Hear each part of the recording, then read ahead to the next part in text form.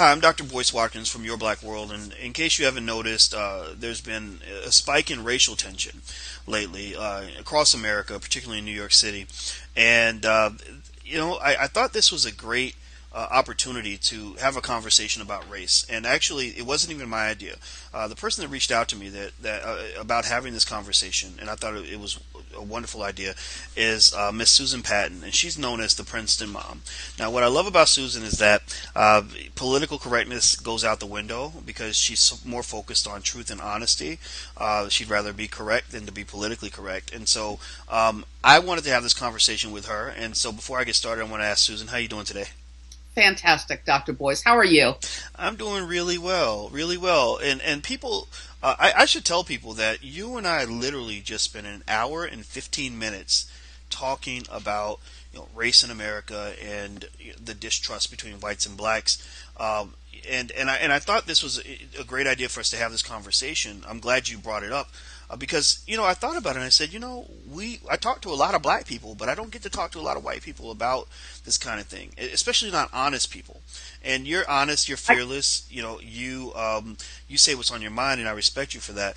And so I want to start by basically mentioning something that you brought up when we first started talking today. You mentioned that one of the things that's missing is that we don't have the ability to talk to each other with trust, respect, comfort, intelligence, and love. Right. Can you talk about that a little bit? Well, I'm in New York, as you know, and there's been so much racial tension and unrest in New York because of recent occurrences. And I keep thinking about how you and I have had many conversations, and we're able to talk about just about anything. We may not agree on everything, but we're certainly able to communicate with each other. And I think that's because we trust each other. I know you're not going to hurt me, and I'm not going to disrespect you. And I think with that understanding, it allows for an open exchange of thoughts and ideas. How do we translate that? How do we communicate? How do we broadcast that to a broader community, to a broader audience, so that the ways in which black people and white people talk with each other, not at each other, not about each other, but with each other, are strengthened, are made positive, are made productive. So I just keep thinking, what is it? What is the secret sauce that you and I have here, Dr. Boyce, that we can share with your audience and my audience? What is it? What is it that we are able to do with each other that how I wish, and I'm sure you do too, could be shared in a broader platform? Well, I've always called for conversations on race, honest discussions and honest dialogues, and I think that there are a lot of people that are capable of doing this. But what's difficult is that it's a very fragile conversation, right? All it takes is for one person to to say something that doesn't make any sense, or one negative reaction for it to all kind of fall apart. Right. And so it almost seems to me that large scale honest conversations are really difficult, much more so than one-on-ones, maybe small groups, things like that. So I would almost recommend to people that they get to people who think differently from themselves, and not just speak with honesty, but also focus as much or more on listening Yeah. than on talking. I mean, what do you Yeah. think about that? I completely agree. And, there's little I love more than talking with people who disagree with me, because this is how I learn. Talking with people who think exactly as I do, well, I already got that. I've already got that camp covered. Tell me something I don't know. Tell me why you disagree with me, because clearly you see something that I'm not seeing, because you're digging your heels in just like I always dig my heels in. What is it that you see that I don't see? So I love that we can exchange that sort of information and perspectives. I'm not a black man, you're not a white woman, but there are times I feel like I could, I have insight into what's in your head in the way that I hope that you have insight into what's in my head, because we've been able to exchange our opinions in an honest and trusting and loving way, even though we don't always agree.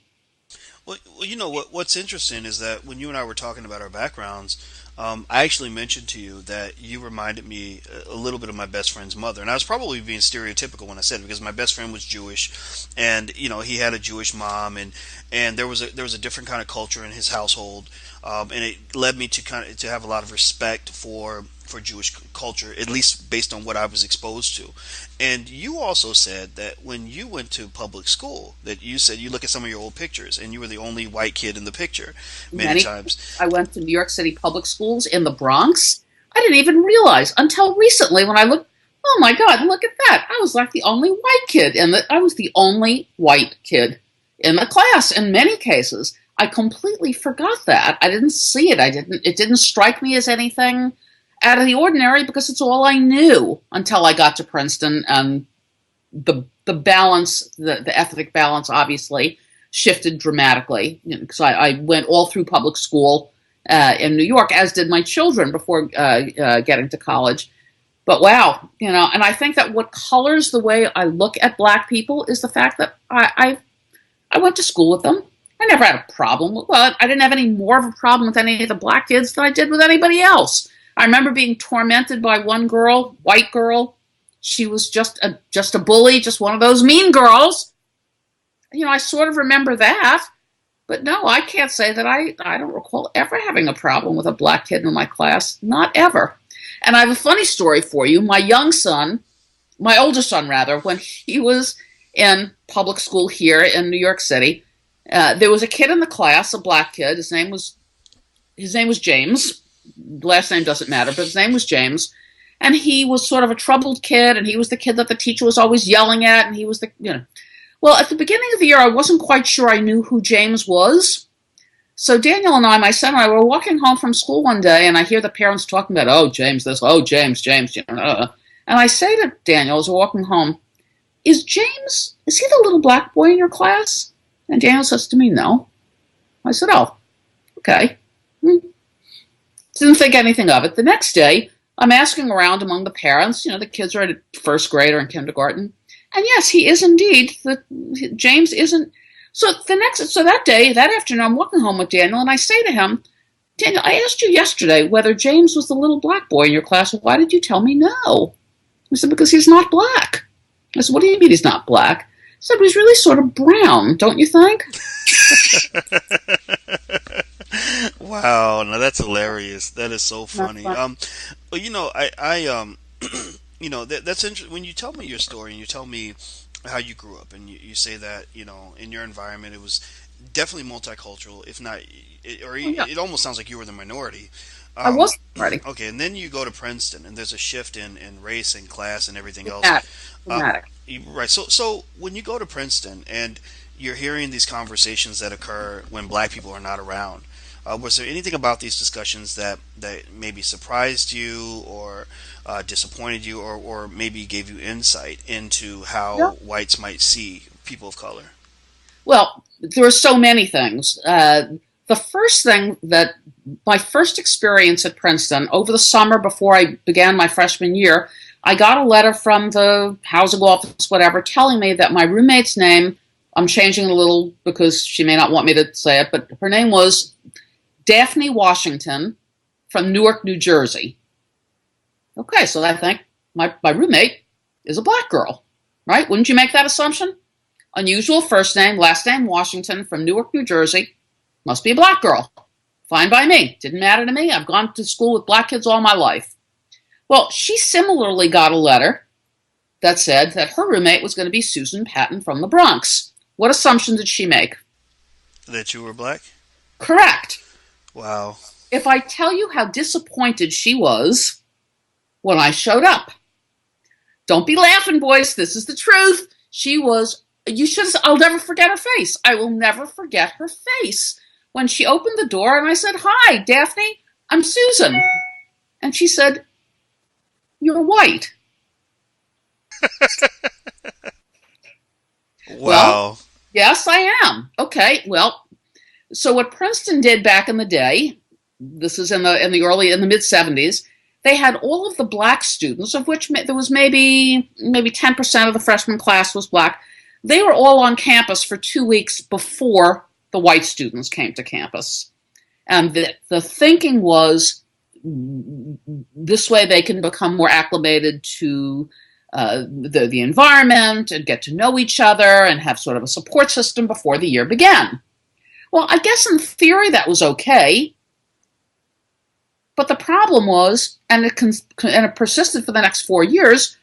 The black students always stayed together. There was the black students' table at the dining halls. There was the black students. The black students had become so insular because they started their Princeton experience with 2 weeks of exclusivity just with themselves that it was almost impossible to infiltrate. By the end of freshman year, my roommate Daphne and I, we became good pals. There was a time she was dating Randy Kennedy, who was a classmate of mine. Do you know Randy Kennedy? You must know Randy Yes. Kennedy. Well, I know the Kennedys. No, Randy Kennedy, you should know. Randy Kennedy he taught up at Harvard. He's a classmate of mine, but he taught up at Harvard. He's written many books. The book that I think got the most publicity, I'm not going to say it, but it's the N word. That's the name of the book he wrote. Oh, I know. Okay, I know what you're talking You know about. what I'm Yeah, talking about. yeah. So my roommate at one point dated Randy Kennedy, brilliant Rhodes Scholar, brilliant, brilliant, brilliant. Um, but it's interesting that even now, 35, 40 years later almost, I'm president of my class at Princeton, and I try very hard to bring black students, my black classmates, back into, come to reunions, join in class activities. You know, I'm planning class events and class parties all the time, and black students, my black classmates, almost none of them want any part of reunions or getting together with. I mean, a couple of them do, and that's great. But there was such a divide, and I wonder whether the university did a disservice to everybody, not to everybody, by segregating the incoming class like that 40 years ago or 41 years ago now, because it led to it created an insular. It was a segregated class then, and in so many ways it still feels like a segregated class. I don't know how to overcome that. I've reached out to black classmates. I regularly do. I so hope that in time, as we get older, and more of us are having sort of more discretionary time as we become empty nesters, I'm so hoping to bring black classmates back to reunions and to participate. But it's hard. It's hard. Many of them didn't have a good experience. Well, Michelle Obama didn't have a good experience on campus. You know that she's class of '85.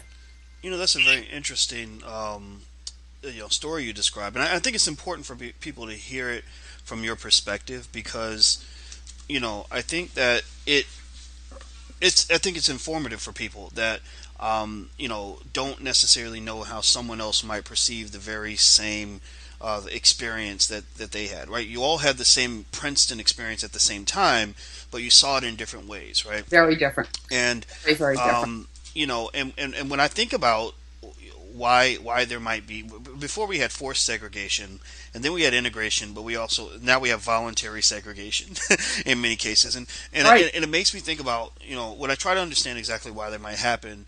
I think about, for example, why in Chicago there's a Chinatown, right? I drove through it yesterday, so it was on my mind.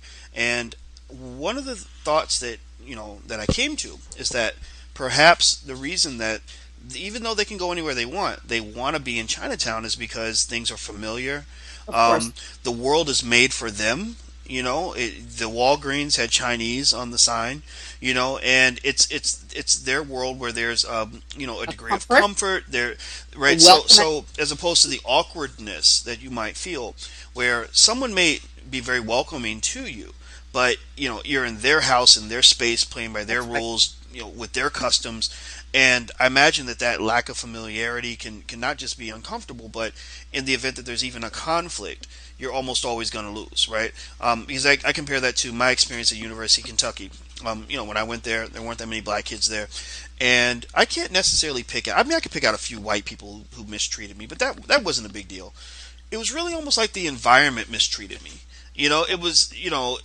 in fact, I never, I went all the way to school through my master's, PhD, and everything. I've never, ever, ever once, and I've taken a lot of classes. I've never had a black professor ever in my life, and I've taken a ton of classes, and so that's just one area where you feel like you are like you're away from home, right? And everybody wants to be home, right? So you're in this environment. Everything's kind of done for everyone else, and everything's kind of set up almost like it was an environment just created for other people.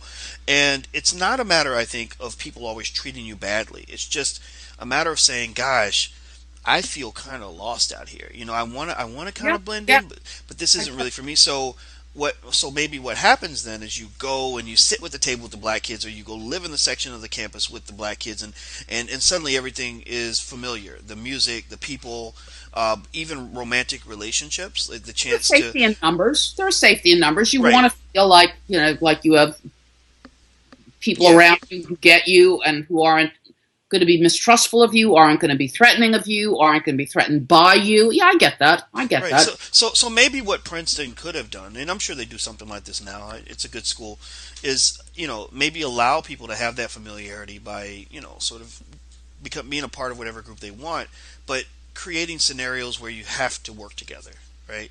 Well, Obviously, it's interesting. Yes, they do. And first, let me correct what you just said, that Princeton is a good school. Princeton is the best school. But okay, that was a little mistake you made, Boyce. I know you just misspoke yourself. It's the best school. I Okay. misspoke. Now, not that way.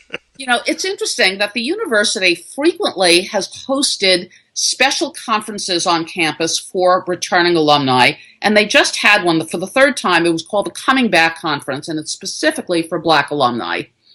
This is the third time they've done it, and they've done it 5 years ago and 10 years ago, and they just did it in October of this year. It's open to all alumni. And when I got this invitation in the mail, when I got this notice in the mail that the Coming Back conference was going to be in October, I thought, I would like to go to this conference. I would like to go to this conference. And the reason I want to go to this conference is I want to demonstrate my support of this program and programs like this that the university is hosting. I thought this is okay. But before I signed up for it, I called one of my besties over at the alumni council, a black girl, Marguerite. I called Marguerite and I said, "Would it be all right? Do you think can I register for this? I would sort of like to be on campus for this. These are fabulous conferences that are filled with all kinds of educational opportunities and social opportunities. There's food. There's I love being on campus." But I called my bestie at the alumni council just to make sure, and she's a woman of color, just to make sure I'm not doing the wrong thing. And she said, "Of course, Susan, absolutely. You're a class president. You should absolutely be there." Great. So I register. It's all good. A couple of weeks later, one of my classmates, a woman of color, who I know very well, we've been friends, she sends me a Facebook message about, I don't even know whatever it was, and I answer her and I say, "Are you going to be on campus next week for the Coming Back conference?" She writes me back, "Well, yes, I am. And I noticed that you're registered. Why ever would you have done such a thing?" And I thought, uh-oh. That's the first thing I thought. Uh-oh. Well, so I write her back. I registered because I want to show my support of these programs and of this program and other programs like it. I want to come to the conference because we have a couple other classmates who are speaking on a panel, and I'd like to be in the audience and support our classmates who are speaking. It's a learning opportunity. It's a chance to be, reconnected with some of my classmates that I haven't seen in decades. So that's why. Do you have a problem with that? I'm asking her. And she writes me back, "Well, I'm not enthusiastic about it." And I thought, okay, now, I what don't did, get this. did she explain why? Well, we exchanged a couple emails and she said, "Let's have a conversation." I said, "That's a great idea." We spoke and she said, "It's not my place to be there. It's not my place to be there. And if I was there, it would hamper the exchanges and the conversations and the socializing that the black people would be doing if I was there." I'm thinking, I don't get that. Well, I don't get that. I don't yeah, get that at all. yeah. I think it would be very important to separate her response, her reaction to from the reactions of other people, right? And it is a mixed bag. I think that there might be some people who have this feeling that, and you see this a lot with blacks in corporate America. They kind Yeah. of feel that, okay, when when white folks are in the room, we we have to sort of, walk on pins and needles because we're going to be judged or misjudged, in ways that might potentially be unfair or whatever. So, we have this persona that we carry into the the corporate world, and then we have the way we, our other personality that comes out when we're around people that we're comfortable with, and that distrust, I think, goes all the way back to the plantation. Well, this is it. This is what we have to. This is what we have to get at the core of. I have no reason. I have no reason to fear black people or anybody until they pose a threat to me. And white people and black people have no reason to distrust me or be uncomfortable around me until I give them reason to be uncomfortable around me. And I think this is the message that we need to share and try to address in a broader forum of, if we approach each other as you and I, Dr. Boyce, have always approached each other, with trust, with honesty, with sincerity, whether we agree or we don't agree, I think that that's what lays the groundwork for a level of communication, a depth of communication that can really make a difference in how races see each other.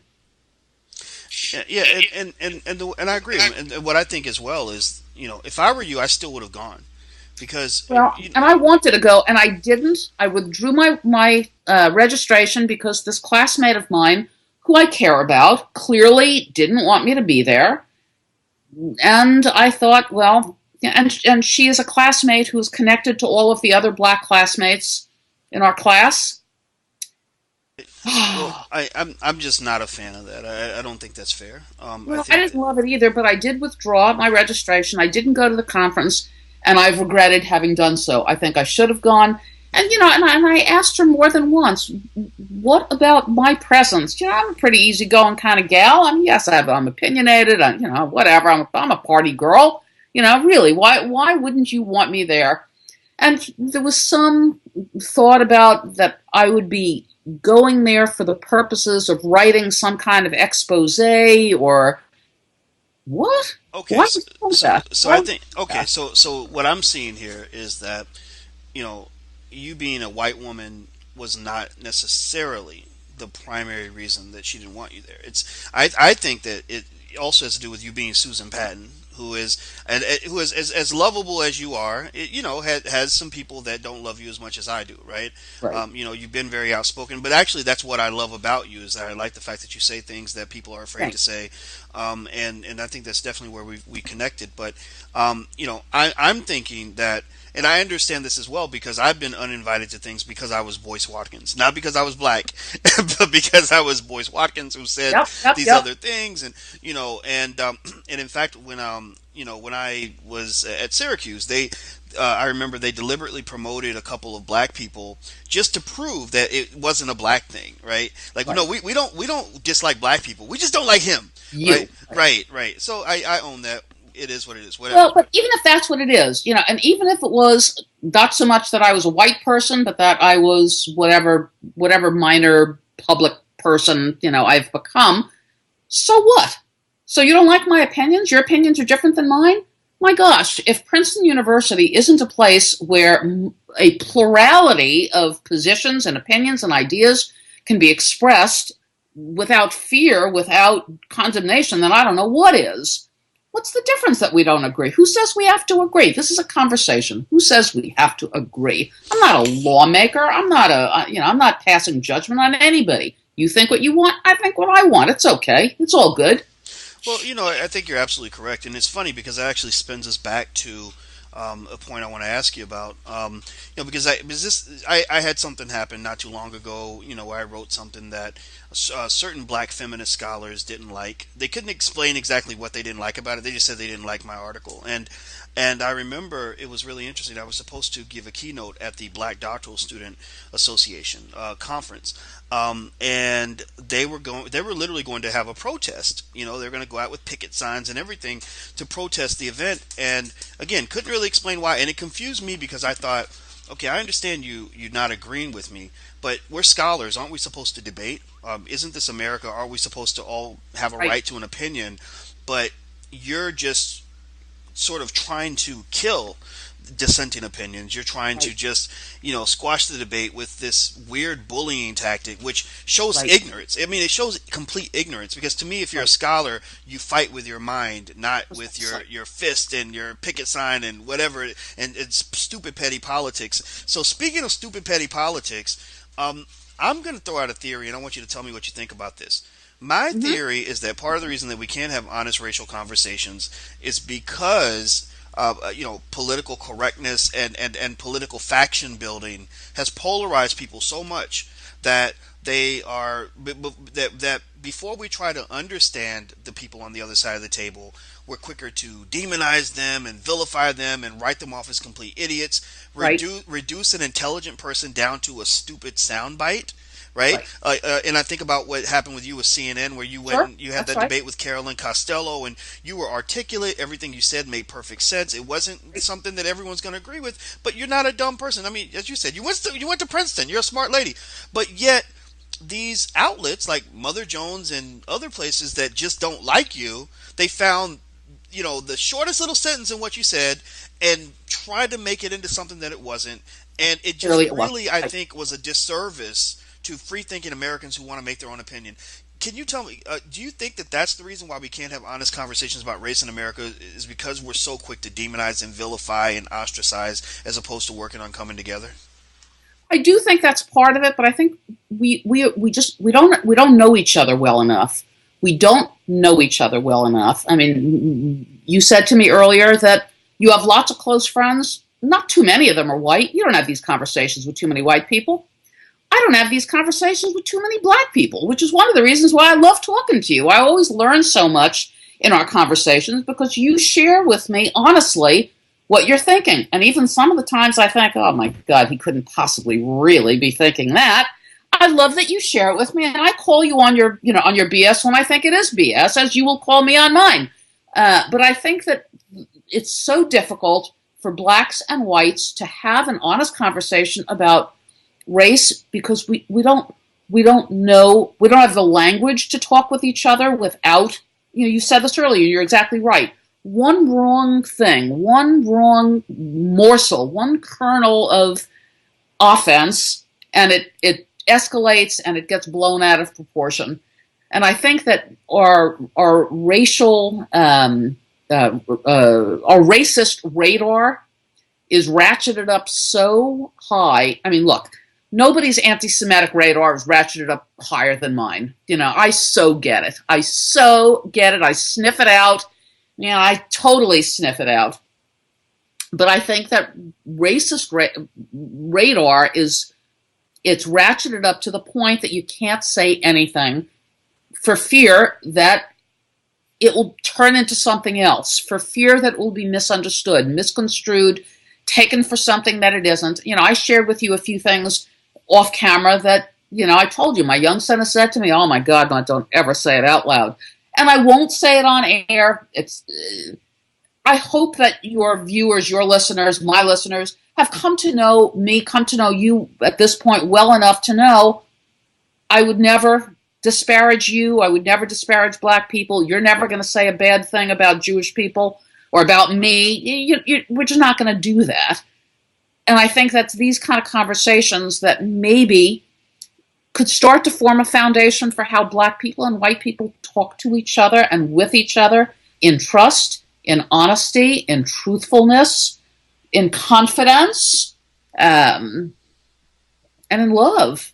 Hmm.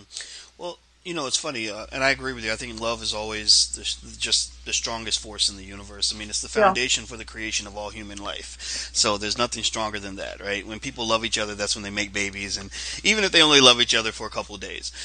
Now, getting to that, so we talk about love, and there was another emotion you mentioned, fear. And I want to ask you this, and this is my last question because we've talked for a while, and I so appreciate your time. Um, is there a when you're around, having these conversations that white folks have when black people aren't there, do you think that there is a fear of black people, particularly the black man, and if so, why? Well, of course, there absolutely is. There absolutely is. I think that the media has portrayed, or the media has put forward statistics that inform white people that a huge proportion of violent crime in America is committed by black people. When you have people like Jesse Jackson saying, if I see four big black guys on a corner, I'm crossing the street. That's what he said, and I get that. You see four Jewish accountants on the corner, you don't have to cross the street. There's threatening, and then there's not threatening. Um, I think that white people don't understand the rage that many black people experience, or have experienced, or experience as a result of so many things that underlie it. And I think there's fear of how that rage is going to be expressed.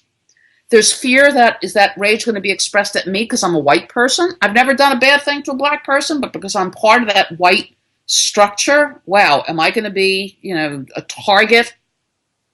I don't know. I don't know. But there is most certainly fear. I think white people are fearful that black people will cause them harm, physical harm. I do think that. I do Interesting, think that. I do interesting, and think. I appreciate your honesty on that. And I And you would probably say that black people are fearful that white people will treat them unfairly, unkindly. Would you say that? Oh, absolutely. Yeah, I think there's fear on both sides for sure, and also there's sometimes this fear of physical harm, especially when you talk about a police officer or things like that. Even the way certain people are able to view the police, it can vary depending on whether or not the officers, which are basically soldiers following orders, whether the soldiers have been trained to identify you as friend or foe, if they're from your community or not from your community. I think that can play a huge role in terms of how that whole interaction goes down. That neighborhood cop, like when my dad was a cop, and he would everybody would call him whenever there was a problem in the neighborhood. But because he was from the community, he could say, "Oh, I know this kid. I know how to deal with this."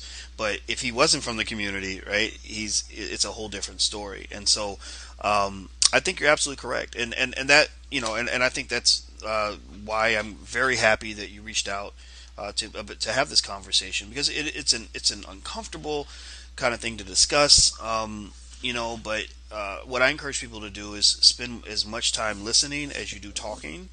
And I think the bottom line, it seems, is that we can never forget the importance of trying to get to know each other as individuals. I mean, sure, there are always going to be structural factors that have to be dealt with. I believe that. I believe there are policies and laws and systems that have to be confronted. But when you're talking about that one-on-one, you know, racial bias or whatever, I find that when I connect to a person's humanity, I almost always get them and appreciate them and like them on some Right. level, even if they're racist. The best example I can think of, and I'll let you get the last word. The best example I can think of is when I was a little kid. I'm almost embarrassed to tell this story, but I've got to tell it.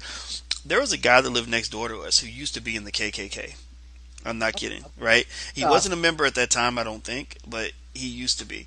And he Store at Halloween, and Yeah, there you go. And he didn't like black people. We had no idea. We were little kids. We didn't understand how racism worked.